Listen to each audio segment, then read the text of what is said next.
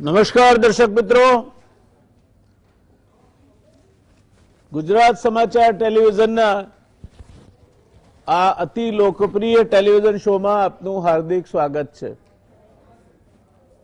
આજે વાત કરવી છે આપણે એક એવા વિષયની જે વિષય આપણા સૌના શ્વાસ ઊંચા કરી દે તેમ છે। વિષય આમ તો ધીરે ધીરે વિકસતો આવ્યો છે, પણ પરિસ્થિતિ ધીરે ધીરે વિસ્ફોટક બની રહી હોય તે તરફ જઈ રહી છે। વાત એની કરીશું, પણ શરૂઆત કરીએ। આજે ભારતના પૂર્વ રાષ્ટ્રપતિ શ્રીમાન પ્રણવ મુખર્જીનું નિધન થયું છે। ગુજરાત સમાચાર ટેલિવિઝનના આ અતિ લોકપ્રિય શો સાથે જોડાયેલા મારા સાથીઓ વતી શ્રી પ્રણવ મુખર્જીને શ્રદ્ધાંજલિ સાથે ઈશ્વર સદગત આત્માને શાંતિ આપે તેવી પ્રાર્થના। શ્રી પ્રણવ મુખર્જીનું જાહેર જીવન ખૂબ લાંબુ રહ્યું। આ દેશના રક્ષામંત્રી તેમજ નાણામંત્રી જેવા પદ ઉપર અને ત્યારબાદ રાષ્ટ્રપતિ તરીકે તેમણે જાહેર જીવનમાં પોતાનું સર્વોત્કૃષ્ટ યોગદાન આપ્યું। હકારાત્મક વિચારસરણી અને વિદ્વતા શ્રી પ્રણવ મુખર્જીની વિશિષ્ટતા રહી હતી।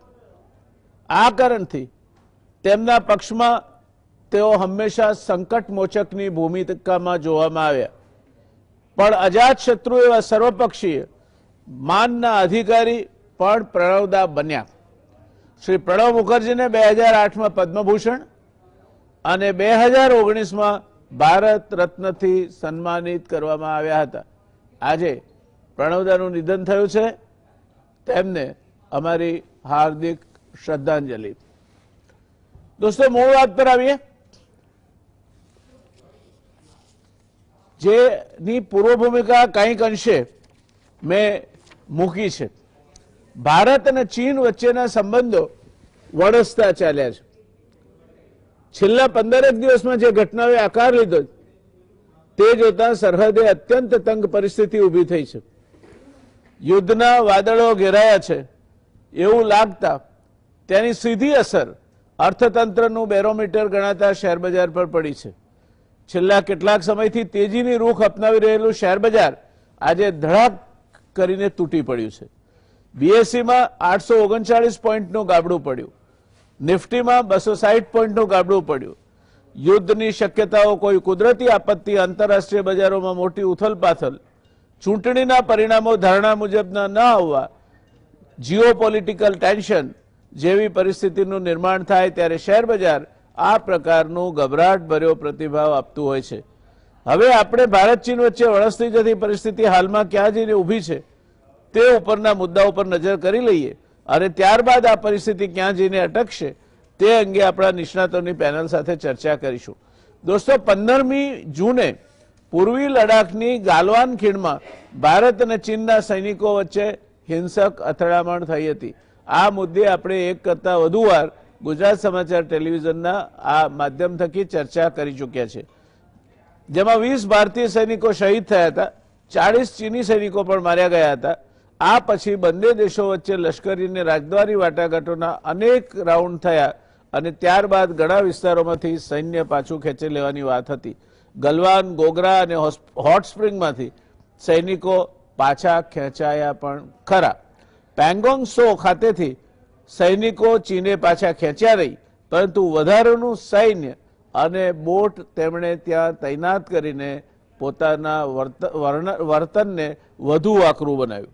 આ ઉપરાંત ચીને પેંગોંગ સો અને ગોગરા હોટ સ્પ્રિંગમાં ઓપ્ટિકલ કેબલની જાળ બિછાવી અને માનસરોવરના કાંઠે ચીન મિસાઇલ મથક બાંધે છે। 7 એરબેઝ પણ સક્રિય કર્યા। ચીન પેંગોંગ સો અને ફિંગર 4 અને 5 પરથી સૈનિક નહીં હટાવવાનો ઇનકાર કરી રહ્યું છે। મડાગાંઠ બરાબર ત્યાં પડી છે। ચીને ફરી એક વખત સમજૂતીનું ઉલ્લંઘન કરતા પૂર્વીય લડાખમાં અતિક્રમણ કરવાનો પ્રયાસ કર્યો છે। તેણે પેંગોંગ તળાવ વિસ્તારમાં ભારતીય સૈનિકો અને ચીની સૈનિકો વચ્ચે 29 અને 30 ઓગસ્ટના રાત્રે ફરીથી ઝપાઝપી કરી। ચીની સેનાની આ ઘૂસણખોરી બાદ હાલત ખૂબ જ નાજુક બની ગઈ હોવાનું જણાય છે। ભારતીય સેનાએ ફક્ત એમને રોક્યા એટલું જ નહીં, પણ ચીની સૈનિકોને પાછા ધકેલી દીધા હતા. પેંગોંગના દક્ષિણી વિસ્તાર સામાન્ય રીતે ચુશુલ સેક્ટરના નામે ઓળખાય છે. મે મહિનામાં જ્યારે આ તણાવ ચાલુ થયો ત્યારથી આ વિસ્તારમાં સૈનિકોની હાજરી ખૂબ જ વધારી દીધી છે. સંઘર્ષ બાદ તણાવ દૂર કરવા ચુશુલમાં બ્રિગેડ કમાન્ડર સ્તરની ચર્ચા શરૂ છે, જેની ઝાઝી અસર થઈ હોય તેવું દેખાતું નથી. ભારતીય સેના એલર્ટ પર છે. વાટાઘાટોનો સિલસિલો ફરી શરૂ થયો છે. લશ્કરના વડા, સંરક્ષણ મંત્રી શ્રી અને પ્રધાનમંત્રી સમેત લશ્કરનો જુસ્સો વધે તે માટે આ વિસ્તારોની મુલાકાતે જુદા જુદા સમયે જઈ આવ્યા છે. રક્ષા મંત્રાલયમાં એક નિવેદન થકી આ અંગે વિસ્તૃત જાણકારી આપવામાં આવી છે. સાથે જ બંને દેશોની સેનાઓ વચ્ચે વાટાઘાટોનો સિલસિલો શરૂ થયો છે, જેથી તણાવની પરિસ્થિતિ નિવારી શકાય. રક્ષા નિષ્ણાતોનું માનવું છે કે ઓક્ટોબર સુધી તણાવ ચાલુ રહેશે. પેંગોંગ વિસ્તાર પાસે હાલ સ્થિતિ ઘણી તણાવપૂર્ણ છે. ત્યારે આ મામલે લેફ્ટનન્ટ જનરલ સંજય કુલકર્ણીનું કહેવું છે કે ચીન પર હાલ આંતરિક દબાણ છે, એટલે જ તે સરહદ પર આ પ્રકારનું વાતાવરણ ઊભું કરી રહ્યું છે. ચીન પોતાની સરહદોમાં પરિવર્તન કરવા માંગે છે. જો ચીન પેંગોંગ લેકના દક્ષિણ કિનારે આવવા પ્રયાસ કરી રહ્યું છે, તેનું આ જ કારણ છે. આપણે ચીનને મક્કમતાથી જવાબ આપવો પડશે. ભારતે પોર્ટેબલ મિસાઇલથી સજ્જ સૈનિકોને એ વિસ્તારમાં તૈનાત કર્યા છે.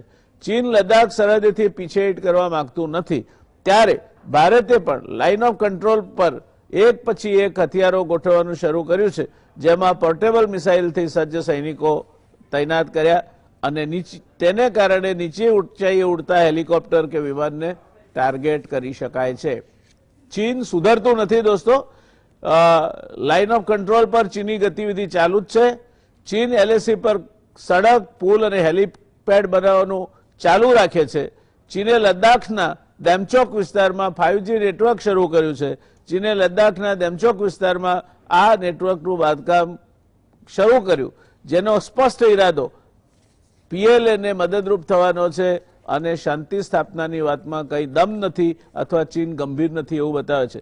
છેલ્લે દોસ્તો, ચીન કંઈ ગરબડ કરે તો આપણે શું કરીશું? ચીન કંઈ ગરબડ કરે તો એ માટે ભારતીય સેના તૈયાર છે. ભારતે દક્ષિણ ચીન સમુદ્રમાં એક યુદ્ધ જહાજ તૈનાત કર્યું છે. ઓક્ટોબરમાં લદ્દાખ સરહદનું વાતાવરણ થોડું સ્થિર હશે તે વખતે ચીન કંઈ ગરબડ કરે તો એ માટે ઇન્ડિયન આર્મીએ તૈયારી આદરી દીધી છે અને તમામ સંરક્ષણ મસ્તકોને એલર્ટ પર મૂકી દેવાયા છે. અત્રે યાદ રહે કે 1962નો જંગ પણ ઓક્ટોબર નવેમ્બર વચ્ચે લડાયો હતો. દર્શક મિત્રો, આ વાત ફરી એકવાર હું વાંચીશ કે એ 1962નો જંગ ભારત ચીન વચ્ચેનો પણ ઓક્ટોબર નવેમ્બર વચ્ચે લડાયો હતો. ઇન્ડિયન આર્મી અને એરફોર્સ હિન્દુસ્તાન એરોનોટિક્સ દ્વારા બનાવેલા હળવા હેલિકોપ્ટર લદ્દાખમાં મોકલાયા છે, જેમાં લદ્દાખ, લેહ, દૌલતબેગ, ઓલ્ડી, સિયાચીન વગેરે વિસ્તારમાં તેઓ ઉડાન ભરી રહ્યા છે અને સતત પેટ્રોલિંગ ચાલુ છે. ચીન સતત આ વિસ્તારમાં ભારતીય નૌકાદળના જહાજોની હાજરી ઉપર વાંધો ઉઠાવી રહ્યું છે. આ વિસ્તારમાં ચીને 2009થી સૈન્ય અને આર્ટિફિશિયલ આઇલેન્ડનો ઉપયોગ કરી એનું પ્રભુત્વ વધાર્યું છે. સરકારી સૂત્રોએ જણાવ્યું છે કે ગલવાન ઘાટીની હિંસામાં 20 ભારતીય જવાન શહીદ થયા પછી ભારતે દક્ષિણ ચીન સમુદ્રમાં એક યુદ્ધ જહાજ તૈનાત કર્યું છે. ચીની જહાજો પર ઇન્ડિયન નેવીની બાજ નજર આ યુદ્ધ જહાજ થકી રાખવામાં આવી રહી છે. દરમિયાનમાં અમેરિકા અને ચીન વચ્ચે પણ ઘર્ષણ થવા પામ્યું છે. અમેરિકામાં ચૂંટણીઓ આવે છે એટલે એવું કહેવાય છે કે જ્યાં સુધી ચૂંટણીઓ પૂરી નહીં થાય ત્યાં સુધી આ ઘર્ષણ એક કે બીજી રીતે ચાલુ રહેશે અને એમાં ભારત સાથે ચીન ઘર્ષણમાં ઉતરે તેવી શક્યતાઓ પણ નકારી શકાતી નથી. આ બધી પરિસ્થિતિ અને એ પરિસ્થિતિનું આકલન કરીને એકદમ જેણે ભૂસકો માર્યો એવું શેર બજાર ક્યાં જઈ રહ્યા છે, આપણે કઈ આપણી દિશા અને શું દશા છે તે બાબત અત્યંત જાણકાર પેનલ જેને કહી શકાય, પોતાના ક્ષેત્રની એક નિષ્ણાત પેનલ જે હંમેશા આ શોની વિશિષ્ટતા રહી છે, તેની સાથે આપણે ચર્ચા ચાલુ કરીશું. આપણી સાથે જોડાયા છે navy commodore Utpalbhai Vora, ambassador doctor Ketan Shukla અને પ્રોફેસર ડોક્ટર અમિતભાઈ ધોળકિયા. આ ત્રણેય એક કરતાં વધુ વખત ગુજરાત સમાચાર ટેલિવિઝનની આ ચેનલ પર આ શોમાં પોતાની હાજરી નોંધાવી ચૂક્યા છે. એમના પોતાના ક્ષમતાથી ગુજરાત સમાચારના દર્શક મિત્રો એમને ઓળખે છે અને એટલે એમની વિશેષ ઓળખાણ આપવી જરૂરી લાગતી નથી. સીધો જવાનું પસંદ કરીશ પ્રોફેસર ધોળકિયા પાસે. અમિતભાઈ, શું લાગે છે આપણને આ ચીનની પરિસ્થિતિ કઈ તરફ જઈ રહી છે? અને સીધો પ્રશ્ન તમને કરું, તમને લાગે છે આમાંથી યુદ્ધ તરફ પરિસ્થિતિ ઘસરાશે?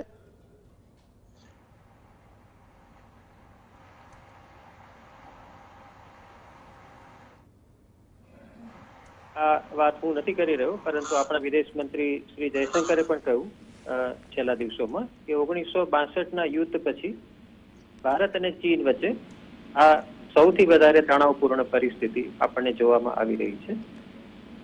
2013માં દૌલત બેગ વિસ્તારમાં પણ આ પ્રકારે તણાવ થયો હતો. 2017માં ભૂતાનના ડોકલામ વિસ્તારમાં પણ આ જ પ્રકારે ભારત અને ચીન વચ્ચે તણાવની સ્થિતિ ઊભી થઈ હતી. પરંતુ હાલમાં જે તણાવ પ્રવર્તી રહ્યો છે, મને લાગે છે કે ગુણાત્મક રીતે અગાઉની તમામ પરિસ્થિતિઓ કરતા આ વધારે ગંભીર એવો તણાવ છે. એનું કારણ બહુ સ્પષ્ટ છે કે ચીન હવે પાછા જવાના મૂડમાં દેખાતું નથી. આપણા વિદેશ મંત્રાલયો વચ્ચે અને આપણા નેશનલ સિક્યુરિટી એડવાઇઝર અને ચીનના પ્રતિનિધિઓ વચ્ચેની વાતચીત બાદ જે એગ્રીમેન્ટ થયું, સદંતરપણે ચાઇના એનું ઉલ્લંઘન કરી રહ્યું છે.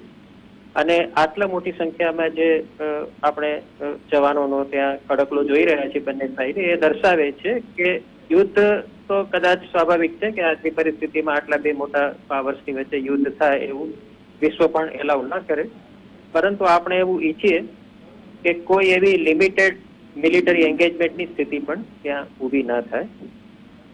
આપે સાઉથ ચાઇના સીની જે નેવીની વાત કરીએ તો સાચી જ છે, પણ સાથે સાથે આંદામાન નિકોબાર આઇલેન્ડ્સ પાસે સ્ટ્રેટ ઓફ મલાક્કામાં પણ ભારતીય નેવીએ હિન્દ મહાસાગરમાં જે ચીનના જહાજો આવી રહ્યા છે એની ઉપર નજર રાખવી શરૂ કરી છે. આફ્રિકાનો જીબોતીનું જે પોર્ટ છે તે ચાઇનાએ મિલિટરી પોર્ટ તરીકે ડેવલપ કર્યું છે. ત્યાં પણ આપણી નેવી દ્વારા સંરક્ષણના પગલા લેવાઈ રહ્યા છે. અને સામે ચીને પણ આજના જે છેલ્લા સમાચાર આવ્યા એ પ્રમાણે લગભગ 4 જગ્યાએ સરફેસ ટુ એર મિસાઇલ એની મૂકી દીધેલી છે, જે અરુણાચલ પ્રદેશ, ઉત્તરાખંડ, લડાખ અને હિમાચલ પ્રદેશના જે બોર્ડર્સ છે એ દિશામાં. એટલે પરિસ્થિતિ દર્શાવે છે કે આ એક સામાન્ય ઘટના નથી કે જે માત્ર રાજદ્વારી વાટાઘાટોથી આપણે ઉકેલી શકીશું. અને ક્યાંક ને ક્યાંક ભારત તરફથી પણ એક લશ્કરી તાકાતનો ઉપયોગ નહીં, પરંતુ લશ્કરી તાકાતનું પ્રદર્શન કરવાની જે આપણે શરૂઆત કરી છે, મારી દ્રષ્ટિએ એ કદાચ એક બિલેટેડ પગલું છે. એ શરૂઆતમાં લેવા જેવું પગલું હતું, પરંતુ બેટર લેટ ધેન નેવર. અત્યારે પણ આ વસ્તુ સારી છે. અને આપણા ચીફ ઓફ ડિફેન્સ સ્ટાફે જે થોડા દિવસો પહેલા કહ્યું કે જો રાજદ્વારી વાટાઘાટો સફળ નહીં થાય તો ભારતીય લશ્કર તૈયાર છે ચીનને લશ્કરી રીતે જવાબ આપવા માટે. એટલે મને લાગે છે કે કદાચ ઓક્ટોબર સુધી પણ આ ઘટનાનું નિરાકરણ આવે એવું અત્યારે તો દેખાઈ નથી રહ્યું. અને ચીન લાંબા ગાળા માટે આ ક્ષેત્રમાં એક એસ્કેલેશન કરવાના મૂડમાં છે. અને ભારતીય સેનાએ પણ આવનારા ઘણા મહિનાઓ સુધી આ ક્ષેત્રમાં પ્રવૃત્ત અને સક્રિય રહેવું પડે એવી પરિસ્થિતિઓ નિર્માણ થઈ રહી હોય એવું જણાઈ રહ્યું છે અત્યારે. જય નારાયણભાઈ. ધન્યવાદ અમિતભાઈ. ઉત્પલભાઈ, આપની પાસે આવવા માંગીશ. આપે અમિતભાઈએ જે અવલોકનો કર્યા તે સાંભળ્યા હશે, અને એક વાક્યમાં કહીએ તો અત્યારે સૌથી વધારે તણાવપૂર્ણ પરિસ્થિતિ ચીનનું જે આપણી ચીન સાથેનું યુદ્ધ થયું હતું 1962 પછી પહેલી વાર કદાચ આટલી મોટી તણાવપૂર્ણ પરિસ્થિતિ બંને દેશો વચ્ચે ઊભી થઈ છે. બંને દેશો એકબીજાના સામે અત્યારે ખાડા ખખડાવી રહ્યા છે. આપ તો આ બધી બાબતોના અનુભવી છો, નિષ્ણાત છો. શું લાગે છે આપને? જયનારાયણભાઈ, સૌથી પહેલા thanks for having me on the show. અને આપે જે સવાલ પૂછ્યો છે એનો જો બે રીતે એનાલિસિસ કરી શકાય. એક તો ટેક્ટિકલ એનાલિસિસ અને ટેક્ટિકલ ને ઓપરેશનલ એનાલિસિસ, અને બીજો સ્ટ્રેટેજિક લેવલ એનાલિસિસ. મને એવું લાગે છે કે આ વસ્તુ જે અત્યારે ડેવલપ થઈ રહી છે એને ટેક્ટિકલી અથવા ઓપરેશનલી જોવાથી will be missing a big point અને will be making a big mistake. ચાઇનાનો વિશ્વાસ કરવા જેવો નથી, એ અત્યારે રિયલાઇઝ કરવાની કંઈ જરૂર નથી. આપણને કાયમ ખ્યાલ હતો અને એને માટે આપણે તૈયારી પણ કરી દીધી છે. અને એન્ટાયર 4000 રફલી 4000 ઓડ કિલોમીટર્સની જે આપણી એલએસી છે એની ઉપર આપણે આપણું સૈન્ય પણ ખડકી દીધું છે અને એની અંદર નોટ ઓનલી સૈન્ય પણ સાથે સાથે સૈન્યની બીજી બધી કેપેબિલિટી જેને કહેવાય કે જે anti-tank missiles, mechanized regiments, the strike corps, and everything, has been, deployed for in case if the situation demands. માટે બંને દેશ અત્યારે equally capable, પણ military might ની જો asymmetry જોઈએ તો it slightly pays off, towards the Indian side. કારણ કે we cannot deny the fact that China in industrial might, economic might અને મિલિટરી માઇટની અંદર ઇન્ડિયા કરતા વધારે પાવરફુલ છે અને પાવરનું છે. તેમ છતાં આપણી પાસે આપણા જે આર્મ ફોર્સિસ છે they are dedicated, they are armed to the teeth, they are ready to go into action.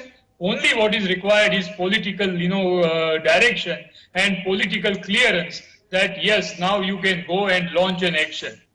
Now having said that, a situation અત્યારે જે strategic level પર જોઈએ તો China has made up its mind અને એની અંદર એ ઇઝ વેરી ક્લિયર કે ચાઇના, પાકિસ્તાન, ઈરાન અને જે સેન્ટ્રલ એશિયન નેક્સસ છે એ અત્યારે it is now coming out અને માટે આ જે કંઈ થઈ રહ્યું છે it is not only limited to Chushul or Daulat Beg Oldi or just 1 in number highway or 1 in number local theatre. આ જે કંઈ થઈ રહ્યું છે it is absolutely without any doubt, it is clear that it is being compared by the highest level in the China or China politico-military or politico-strategic level. And mate, let us not miss the point. What Indian military and Chinese military do at a local level, it is a totally different thing altogether. And aa jatni andar we have to ask ourselves a question. What do we want out of the situation? Do you want, China to be taught a lesson? Do you want to take over China? Do you want to, establish the status quo ante in the region? And therefore China will disengage, move back and get back to its original position and go back to their barracks?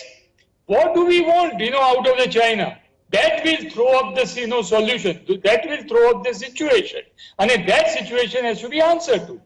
Now, for instance, do you want to defeat China? You can only defeat China or take over China provided you go for an all-out war, which is not possible.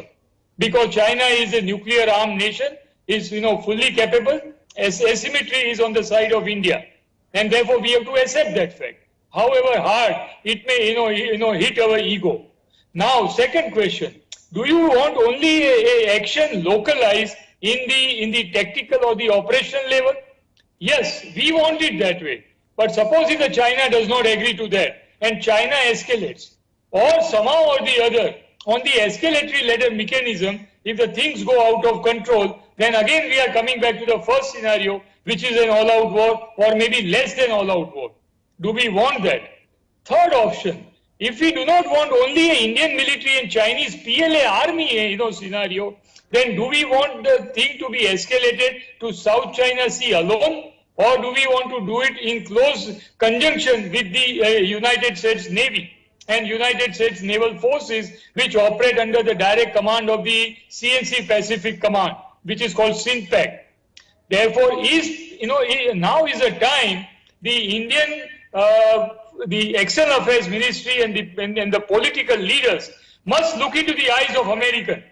Sit in front of them and ask them a question that when the chips are down, how far you will go in supporting India. If they are not going to take an active role in the South China Sea, but they are only going to push us into a geopolitical scenario where situation develops and goes out of the control, then sending one warship into the South China Sea is of no relevance whatsoever. It is only a strategic signaling, what we call it in the Navy, which can be used for marking and counter-marking. But it will not serve any purpose with one warship going there. You are only showing yourself as a solidarity with Indian Navy and China and the US Navy coming together. Now, therefore, if the situation is to be developed, will the Japan, Australia, United States and maybe even European Union as a NATO allies, will they come and hold the hands of India? If the answer, it is not emanating in positive terms from the US leadership, either from the State Department or the Department of Defense, then I'm sorry to say that we should not overjump the situation, because it can be a very, very tricky situation and it can go out of control. Therefore, we must know our limitations as far as the naval capability is also concerned. When you have to stretch yourself from Indian Ocean region to the Malacca Straits to the South China Sea, and then to hit the Chinese forces, you have to go right into the backyard of the Chinese, the shorelines. And therefore, let us be very sure as to what do we want to do. Secondly, also keep that in mind, that the Indian economy has contracted between 25 to 50% in various sectors. The pandemic is showing, no sign of, coming under control. And thirdly, the manufacturing sector and various other places is also finding a problem. In such a scenario, can a nation afford to go with an all-out war or a semi-war or a more than a semi-war with a country like China, which has already got its tentacles spread right up to Pakistan and Iran? Therefore, I am not at all interested in what is happening at a tactical or an operational level. I am a strategic man, and I would like to see it from a strategic angle, that geostrategically and geopolitically, whatever we do, we must do it. There is no question of being a subservient to China. No way. We must show up our might, and like I have always been saying, make the boot by boot, aircraft by aircraft, ship by ship, gun by gun, and tank by tank. But be very, very careful. Having said that, be very careful as to what do you want this situation to turn into. How do you want to, achieve your military objective, your diplomatic objective, and your political objective.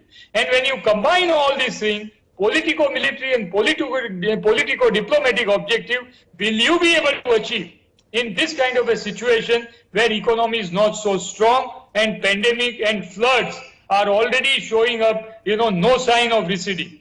Therefore, 80,000 crores worth of armaments, ammunitions, and all that, emergency purchase we have done from all over the world and various countries. Therefore, do you want to go to war at this moment of time, or would you like to wait? Would you like to, just swallow at this moment of time, and tamaro ego thodo pacho muki, and buy out certain amount of time and wait for a situation? Or if China keeps trying to, keep needling you beyond a certain point of time, then up to what level limited war you want to do it? Like what Vajpayee ji did during the Kargil war, he clearly did not allow Air Force to go into action or Navy to go into an all-out war action. And he only kept it limited to the sector, and Kargil sector or Dras sector.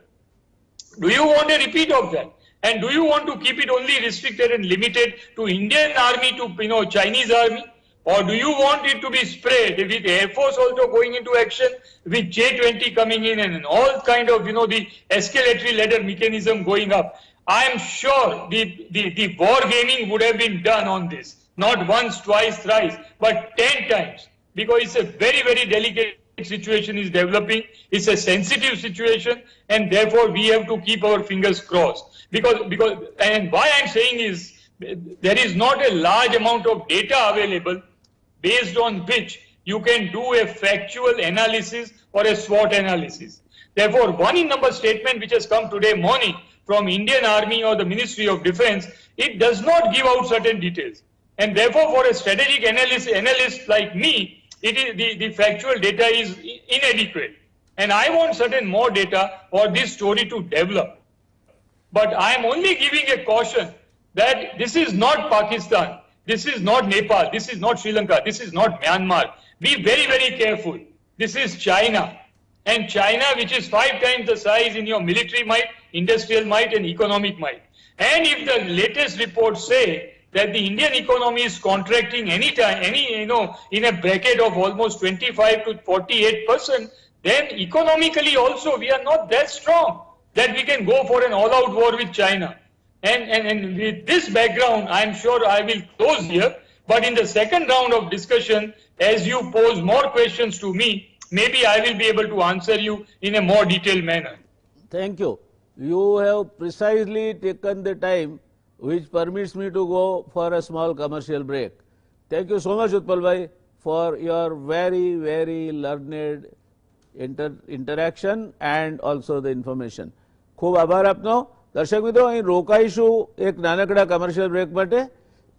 એ પછી ઉત્પલભાઈએ જે વાત કહી છે એની થોડાક મુદ્દા તમારા સામે મૂકી અને સીધા જઈશું આપણે આપણા એમિનન્ટ એમ્બેસેડર કેતનભાઈ શુક્લા પાસે. નમસ્કાર દર્શક મિત્રો, બ્રેક બાદ ફરી એકવાર આ રસપ્રદ ચર્ચામાં આપનું સ્વાગત છે. અત્યાર સુધી જે ચર્ચા થઈ તેમાં યુદ્ધનો સીધો અનુભવ હોય અથવા તો યુદ્ધ અંગેનું આયોજન કઈ રીતે થાય છે એની અંદરૂની જાણકારી હોય એ બાબતો આપણને નેવી કોમોડોર ઉત્પલભાઈ વોરાએ કહી. એના કેટલાક મુદ્દા ગુજરાતીમાં તમારા માટે મેં લખી રાખ્યા છે. એ મુદ્દા સમજવા જેવા છે. ઉત્પલભાઈ કહે છે, પહેલું એમણે પ્રશ્નાર્થ કર્યો કે તમારો હેતુ શું છે? તમે ચીનને જીતી લેવા માંગો છો? તમે ચીનને ક્યાંય સજા કરવા માંગો છો? તમે ચીનને સરહદની પાર દૂર દૂર સુધી અંદર ખદેડી મૂકવા માંગો છો? શું હેતુ છે તમારો? તે પહેલા સ્પષ્ટ હોવું જોઈએ. એ હેતુ બંને સાઈડે સામસામે ખડકાયેલા લશ્કરો નક્કી કરતા નથી. બંને દેશોમાં ઘણી ઉચ્ચ સ્થાને બેઠેલા પોલિસી પ્લાનર્સ આ યુદ્ધ નક્કી કરે છે ને એટલા માટે જ કહેવાયું છે કે wars are planned in the minds of generals but executed on the battle front.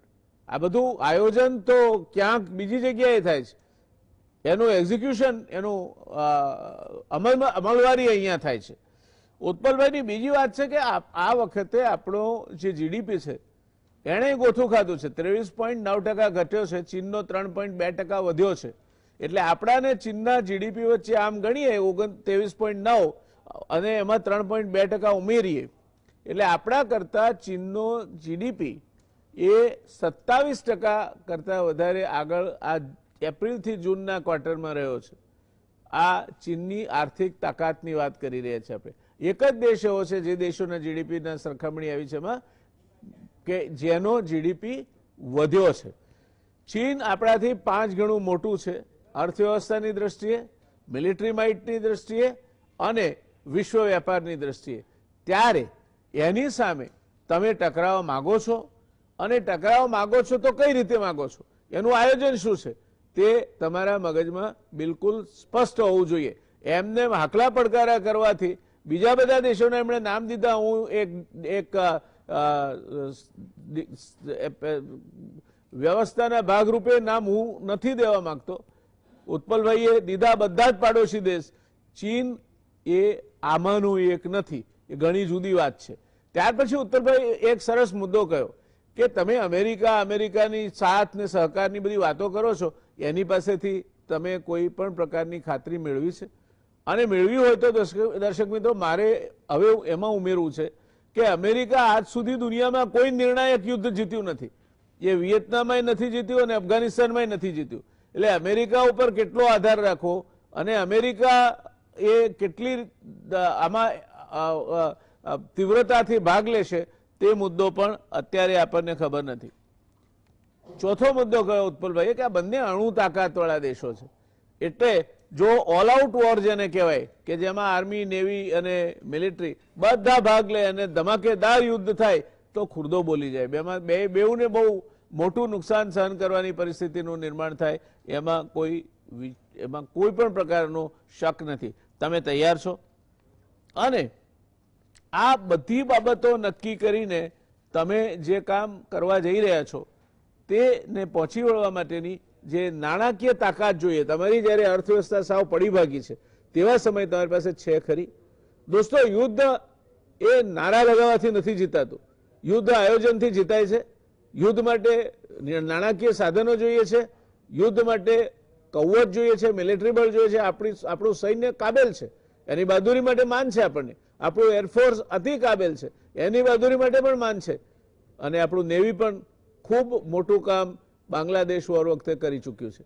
પણ અત્યારે એ પરિસ્થિતિમાં તમે એમને મૂકવા માંગો છો? દોસ્તો યાદ રહે, એક સમયે ઇન્દિરા ગાંધી જેવા વડાપ્રધાનની આંખમાં આંખ નાખીને જનરલ માણેકશાહે કહ્યું હતું કે તમે જો મને અત્યારે બાંગ્લાદેશ સામે યુદ્ધ કરવાનું કહેતા હો તો હું બહાર જઈ અને માંદગીના કારણસર અથવા તમે જે કારણસર કહો એ કારણસર મારું રાજીનામું મોકલી આપો. અત્યારે મારા મત પ્રમાણે યુદ્ધ માટેનો સાચો સમય નથી. આ બધા પ્રશ્નો આપણને ખબર હોવા જોઈએ. આ પ્રશ્નોનો આખો ટોપલો લઈને હવે અત્યાર સુધી નાની બાસ્કેટ હતી, હવે એનો ટોપલો થયો છે. એ ટોપલો લઈને એ મજબૂત રીતે આ આખી બાબતને સમજી શકે એવા આપણા નિષ્ણાત છે કેતનભાઈ, એ રાજદૂત રહ્યા છે.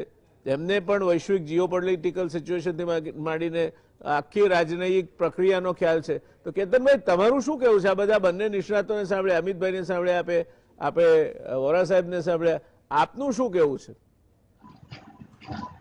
આમાં એવું છે કે 3 મહિનામાં આપણે પહેલી ડિબેટથી જોઈએ તો આઈબોલ ટુ આઈબોલ અને બધી વાતો નીકળી જવા માંડી છે. ચીનની નીતિ વિસ્તારવાદી છે, સૌને ખબર છે. પ્રોબ્લેમ એ છે અત્યારે કે જે આપણે 100 દિવસ થઈ જવા આવ્યા અને આપણા વિદેશ મંત્રીએ જે કહ્યું છે કે 1962 પછી આ સૌથી વધારે ડિપ્લોયમેન્ટ છે અને આ સિચ્યુએશન અનપ્રેસિડેન્ટેડ છે. અને આમાં અમુક મુદ્દાઓ બહુ ધ્યાન રાખવા જેવા છે કે ચાઇનાએ હમણાં લેટેસ્ટ જે સેટેલાઇટ ઇન્ટરનેશનલ ઇન્ડિપેન્ડન્ટ સેટેલાઇટ એક આખું એસોસિએશન છે. હવે એ લોકોના કહેવા પ્રમાણે એનું નામ છે ડ્રેસ્પા, ઓપન સોર્સ સેટેલાઇટ. તો ચીને ખાલી લડાખમાં કર્યું છે એવું નથી. ચીનની ડિપ્લોયમેન્ટ ટ્રાઈ જંકશન પર છે, લીપુ લેક પાસે છે, માનસરોવર પાસે સરફેસ ટુ એર મિસાઇલ મૂકી છે અને ડોકલામમાં છે. એટલે ચીન જે અત્યારે કરી રહ્યું છે એ જે આપણે ડિસ્કશન કરીએ કે ખાલી લડાખનું, હવે આમાં સૌથી મહત્વનો મુદ્દો એ છે કે આ જે ઇકોનોમી છે, ઇકોનોમી આપણને સૌને ખબર છે 29% કોન્ટ્રેક્શન, આપણે 20% પહેલા વાત થઈ હતી. કોન્ટ્રેક્શન એ પછીના ક્વાર્ટરમાં પણ -8% અને -1% અત્યારે માનવામાં આવે છે. હવે ચીનનું જે બજેટ છે એ $180 બિલિયન છે, આપણું $69 બિલિયન છે. ચીનનો ઇકોનોમી 3% ગ્રો કરી રહી છે. પણ મહત્વનો મુદ્દો આપણા ડિસ્કશનમાં છે કે આપણે માલાગા સ્ટ્રીટમાં જઈએ, આપણે 2 સારી વસ્તુ કરી છે હમણાં, કે એક તો જલસાગર INS જલસ્વા અને INS મગરને આપણે સમુદ્ર સેતુમાં મોકલ્યું હતું, INS કેસરી ગયું છે.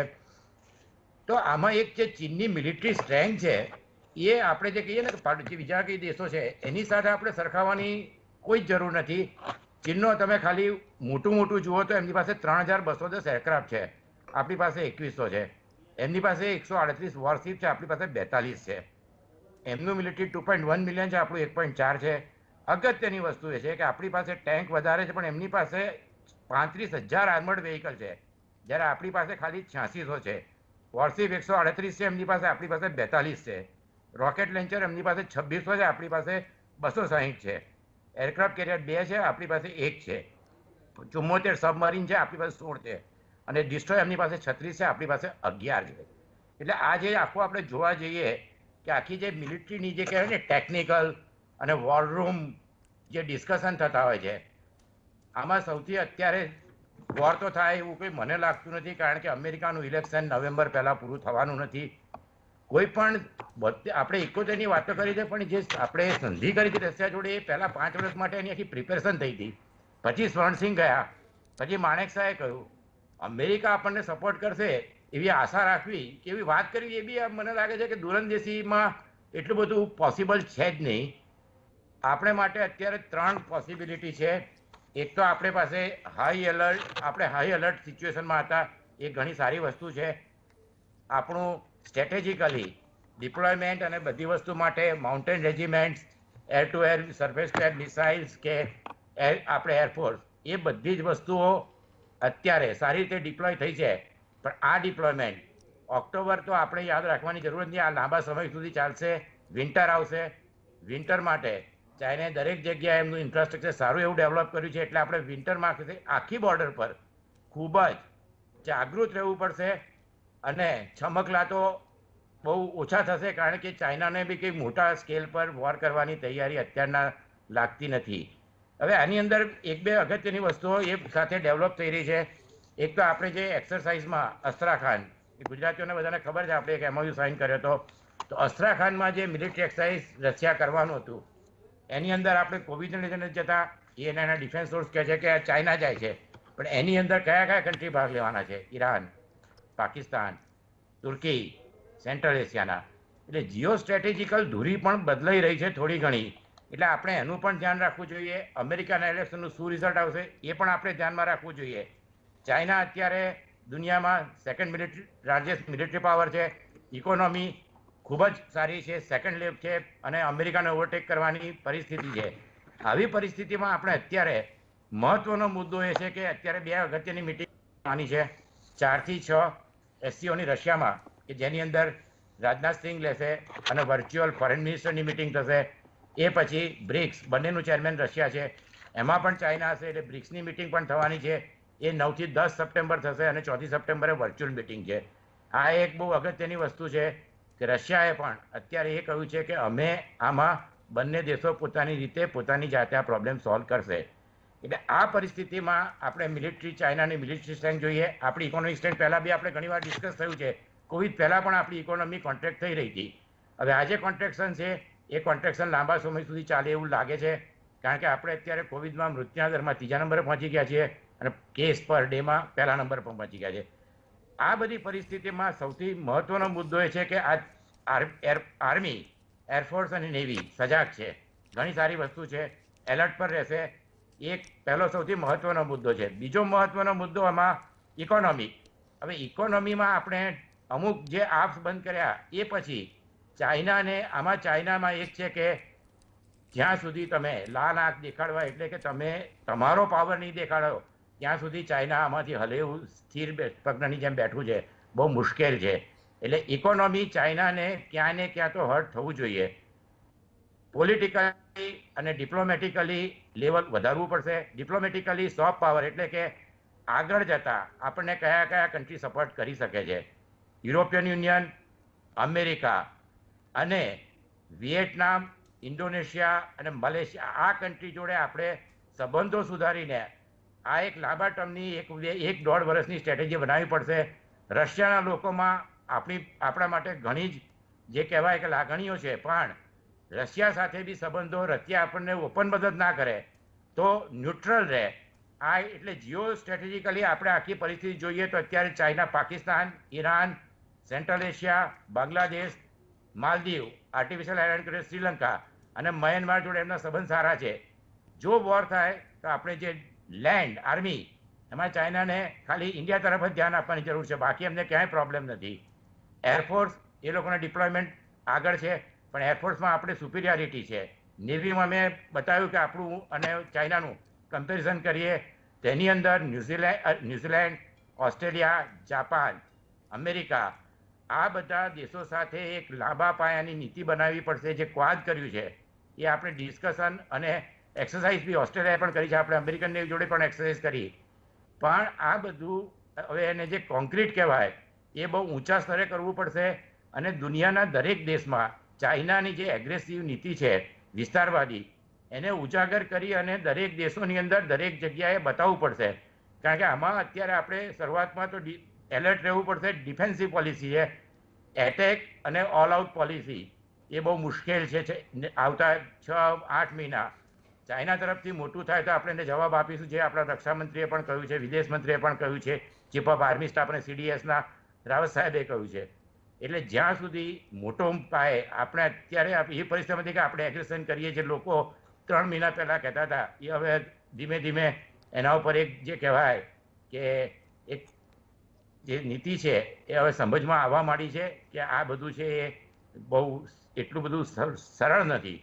એટલે આમાં એવું મારું માનવું છે કે અત્યારે આપણે ઇકોનોમી તો સુધારવું જ પડશે, પણ પોલિટિકલ ડિપ્લોમેટિક લેવલ પર પ્રોપેગેન્ડા, જે કહેવાય સોફ્ટ પાવર પોલિસી, એ આખી દુનિયામાં ખૂબ જ, જેને કહે ને વોર ફૂટિંગ, ઉત્પલભાઈ કહે છે એ રીતે વોર ફૂટિંગ પર કરવું પડશે.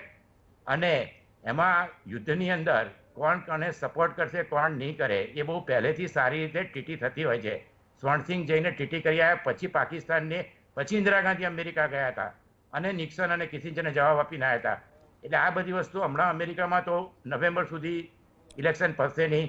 એટલે આપણે સૌથી પહેલાં તો અમેરિકાના ઇલેક્શનની રાહ જોવી પડશે. ચાઇના પણ રાહ જોઈ રહ્યું છે અને એ પછી આવતા 6 મહિનામાં અત્યારથી જ જે કહેવાય કે આ જુદી જુદી મિટિંગો છે, બ્રિક્સની મિટિંગ છે, અને દરેક મિટિંગમાં દરેક કન્ટ્રીના જે મંત્રીઓ છે, રક્ષા મંત્રી છે, વિદેશ મંત્રી, એમને સેન્સિટાઇઝ કરવા જોઈએ.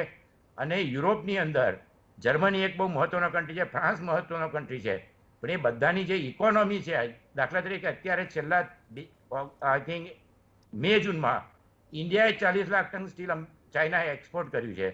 એટલે જે આપણી ઇકોનોમી છે એ આત્મનિર્ભર, ડિફેન્સ સેક્ટરમાં આત્મનિર્ભરતા અને જે એલર્ટનેસ છે એ આવતા 6 મહિના સુધી, પર્ટિક્યુલરલી વિન્ટર, એક બહુ ઓક્ટોબર તો શરૂઆતનો સમય છે, પણ ડિસેમ્બર અને જાન્યુઆરી એ બહુ જ ક્રુશિયલ સમય ઇન્ડિયા માટે રહેશે અને એને માટેની તૈયારીઓ યુદ્ધના ધોરણે કરવી જોઈએ. એટલે 4 ફ્રન્ટ પર મિલિટરી, ઇકોનોમિકલ, પોલિટિકલ, ડિપ્લોમેટિક અને 5મું મીડિયા, મીન્સ કે સોફ્ટ પાવર, એ આખી દુનિયામાં અત્યારે આપણે ખૂબ જ વ્યવસ્થિત રીતે કરીશું તો જ. બાકી ચાઇના એ એવો નાનો કન્ટ્રી નથી, એમના એલાયન્સીસ બહુ ચેન્જ થઈ ગયેલા છે અને આપણે કોઈ પણ યુદ્ધની નીતિમાં 71ની વોર કે બીજું બધું છેલ્લા 10 વર્ષમાં જેને કહેવાય કે ખૂબ જ પાણી આગળ વધી ગયા છે.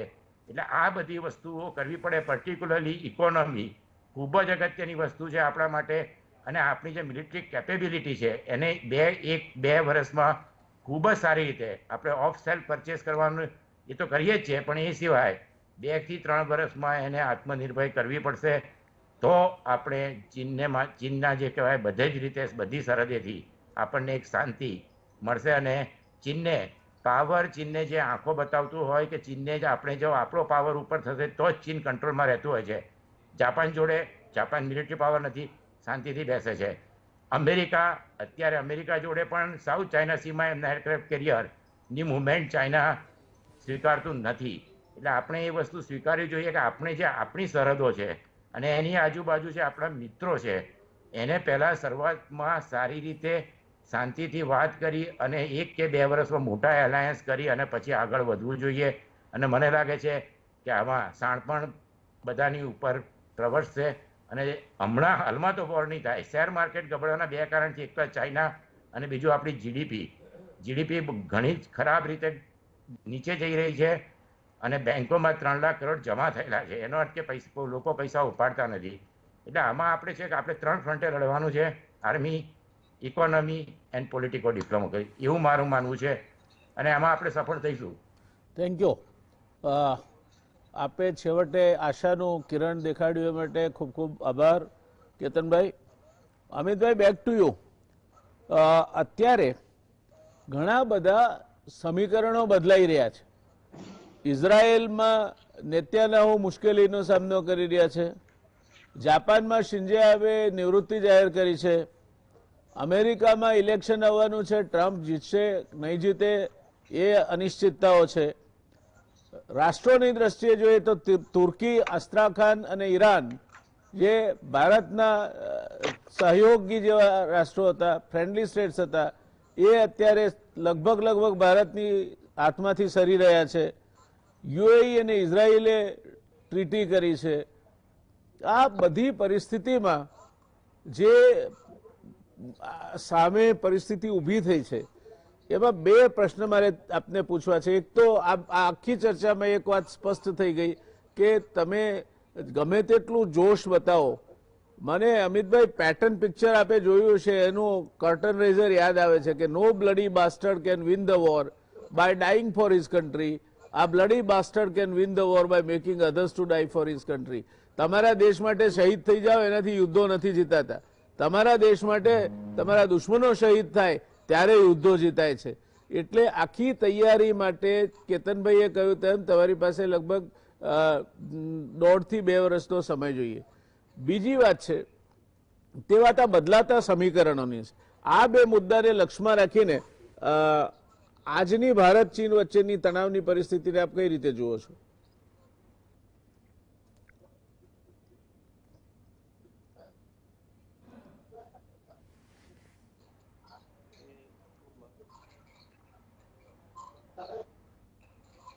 આપણે આપણા દેશની કેટલીક મર્યાદાઓ વિશે જાહેરમાં વાત ન કરીએ અને ન કરવી પણ જોઈએ. પરંતુ આ જે ગેમ છે તે પાવરની ગેમ છે. આ માત્ર એક લડાખના કોઈક 100-200 સ્ક્વેર કિલોમીટર વિસ્તારના પોઝિશન માટે લડાઈ લડેલી આ કોઈ વાત નથી. ચીન સીધી રીતે પ્રસ્થાપિત કરવા માંગે છે કે એશિયાનું નંબર 1 રાષ્ટ્ર છે અને ભારતને એક મેસેજ આપવા માંગે છે કે આવનારા સમયમાં ચીન સાથે ભારતે સ્પર્ધામાં ઉતરવું નહીં.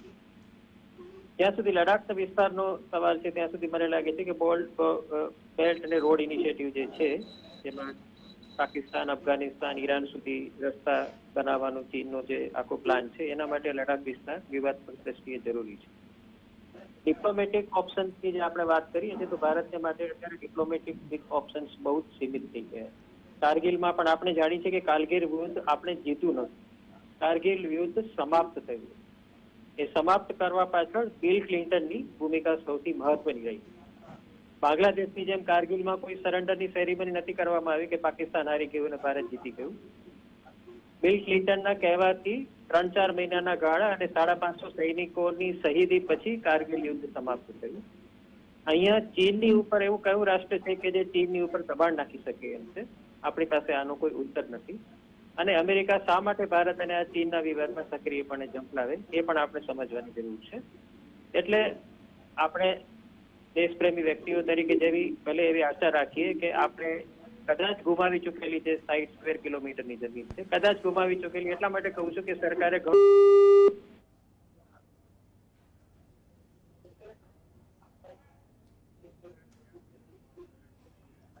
ઓકે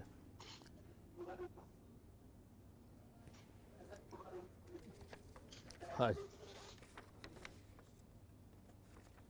ઉત્પલભાઈ, આ જ પ્રશ્ન લઈને આપની પાસે આવું છે કે કઈ ટેકનિકલ પ્રોબ્લેમના કારણે અમિતભાઈ સાથેની લિંક છે એ સ્નેપ થઈ ગઈ છે.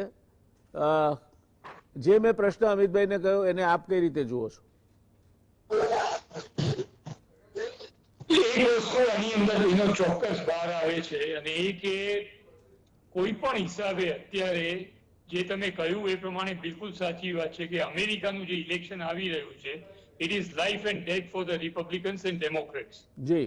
And they are jumping upside down to prove that they are the best anti-Chinese people or anti-Chinese American ever born in the American soil.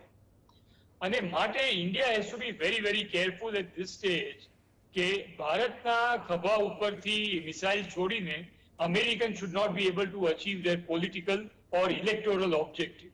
That is number one.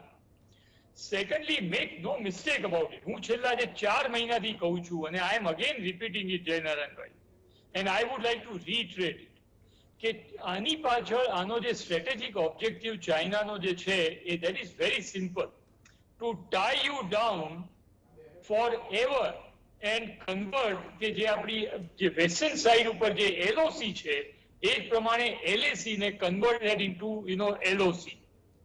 એટલે જે જે આપણા જે પાર્લિયામેન્ટની અંદર જે રેઝોલ્યુશન ને બધું પસાર થયું કે અકાસાઈ ચીન લઈને રહીશું, POK ગિલગિટ બાલ્ટિસ્તાન બલુચિસ્તાન લઈને રહીશું, બલુચિસ્તાનની અંદર વન બેલ્ટ વન રોડ ઇનિશિયેટિવને આગળ પ્રોગ્રેસ નહીં કરવા દઈએ કારણ કે એ તો આપણા ધરતી ઉપરથી પસાર થાય છે, એને કેવી રીતે થવા દેવાય?